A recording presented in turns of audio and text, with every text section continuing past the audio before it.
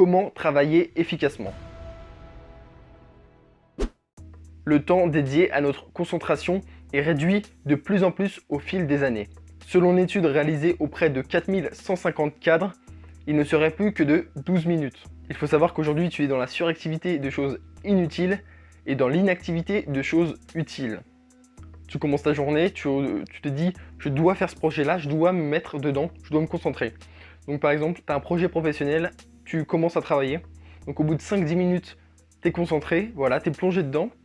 Mais seulement 2 minutes après avoir commencé à être concentré, tu es dérangé par le téléphone. Donc que ce soit ton portable, ça peut être les mails, les notifications, les messages Facebook, n'importe quoi. Mais 2 minutes après, tu as été déconcentré. En plus, c'est un appel inutile.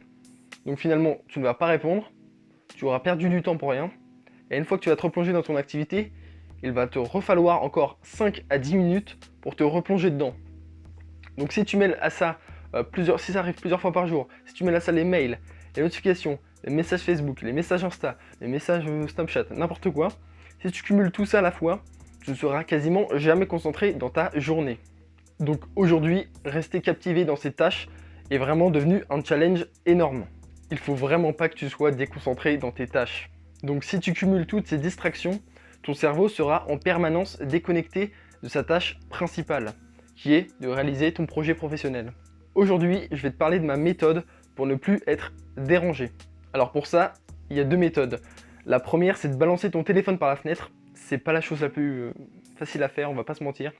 Ou la deuxième méthode, c'est tout simplement d'activer le mode ne pas déranger, beaucoup moins contraignante. Alors toi, tu as sans doute l'habitude ou pas d'utiliser ce mode ne pas déranger lorsque tu ne veux pas déranger les autres personnes autour de toi. Donc pendant les concerts, les réunions, les dîners de famille, enfin je sais pas, n'importe quoi. En général, tu utilises le mode ne pas déranger pour ne pas déranger les autres. Mais aujourd'hui, je ne vais pas te dire d'utiliser le mode pour ne pas déranger les autres, mais pour ne pas déranger toi-même. Quand tu bosses sur un truc important, coupe ton smartphone. Laisse-le de côté, désactive-le, active le mode ne pas déranger.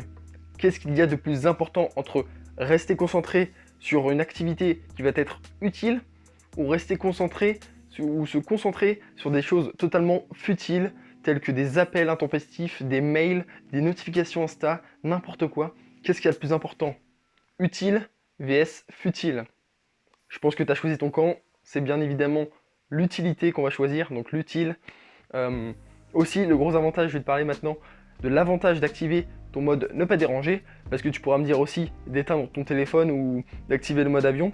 Mais le gros avantage d'activer juste le mode ne pas déranger, c'est que tu poses ton téléphone de côté, tu actives le mode ne pas déranger, et ça fait exactement le même boulot que si tu utilisais soit le mode avion, soit tu l'éteignais. Sauf qu'à la différence près, c'est que quand tu utilises le mode ne pas déranger, ton téléphone n'est pas complètement désactivé.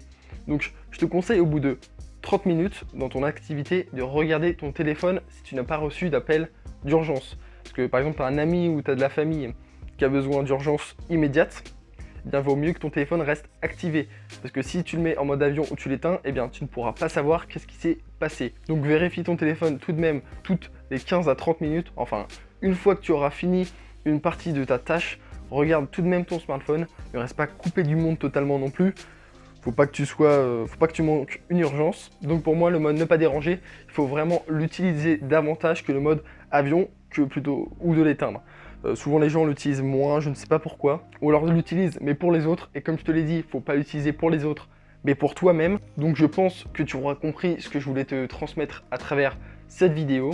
Si c'est le cas et si tous les sujets qui traitent autour du bien-être numérique t'intéressent, n'hésite pas à t'abonner. Par la même occasion, ça te permettra de rejoindre la team des bâtisseurs pour te permettre de bâtir une vie numérique plus enrichissante et surtout beaucoup plus confortable. Moi, je te souhaite une bonne journée ou une bonne soirée, ça dépendra quand tu regardes cette vidéo. Salut!